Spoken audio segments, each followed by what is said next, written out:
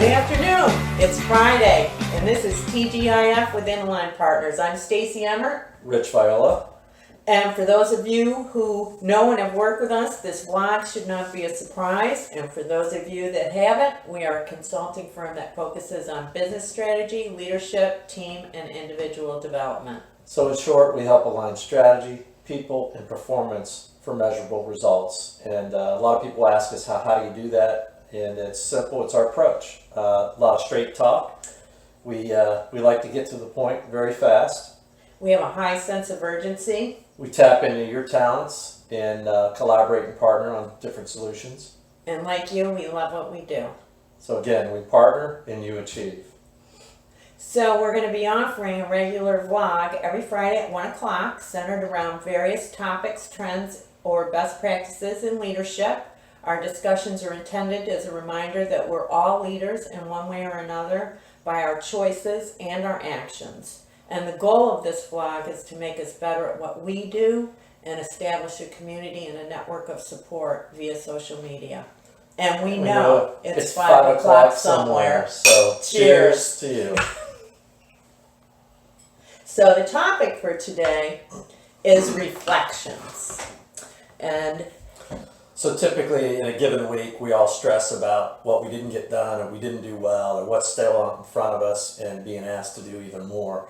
And so we all often ask our clients to slow down, take a breath at the end of a week, end of a period, and just think about what's gone for the prior week in order to better prepare doing things differently the following week.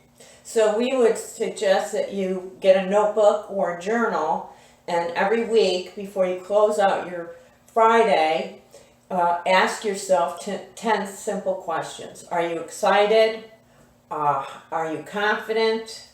If not, why not? Are you in control of your success? If not, why not? And what can you do about it? Who haven't you connected with this week and why? And all that you've seen and heard this week, what has disturbed you most and why? And when you're thinking through that, what interactions have gone well with other people? What decisions you made, either on your own, with your team, or with others, or you provided input that went well, didn't go so well? And if not on any of those questions, what were the missed opportunities and how would you do that differently moving forward? So, another way of getting feedback from other people, we find it puts them at ease when you're one-on-one, and it just ask them for reflective feedback is, when I walked in the room this week or for this meeting, or generally, what shows up? Can you describe that? That's a great. How do I look and feel to you? How do you perceive me? Typically, people will give you their positive input. They don't want to take you down or out. But the follow-up question to that would be, what's missing? What would you like to see more of, less of from me, that I might be even more effective? And that usually allows the person, gives them permission, let their guard down, and give you true constructive feedback that people can typically learn from and do something with.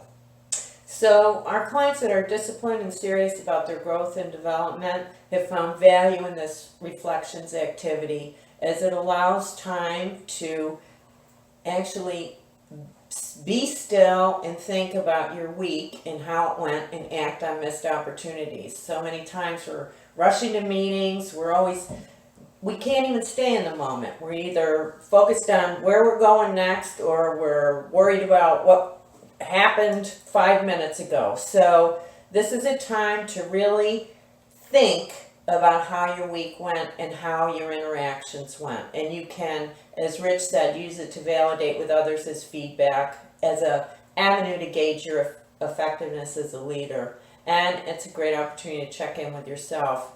Are you tired and fulfilled? Are you exhausted and stressed? Are you feeling in or out of control? And asking yourself why, to again see that the patterns that are emerging, are they energizing you or are they draining you of your energy?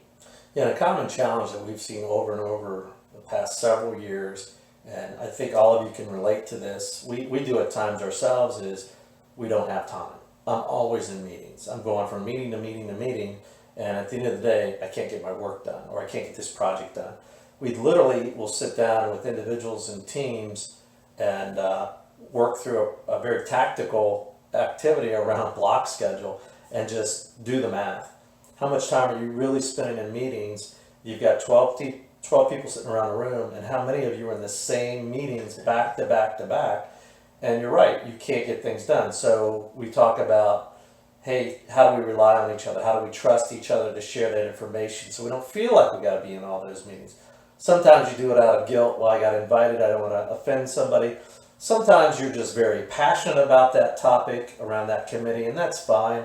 But we really work with individuals and teams to prioritize how many meetings you need, for what purpose, is there an objective, and do you all need to be present? And it's amazing, that alone, that activity can save people 4 to 6 hours a week to shift to a higher value activity for themselves, or just personal time to go home and have dinner with the family. So hopefully you enjoyed this for this week's first topic, and feel free to comment below, sharing your thoughts, other ideas around best practices, tips, or techniques, and by all means, future topics for our next TGIF.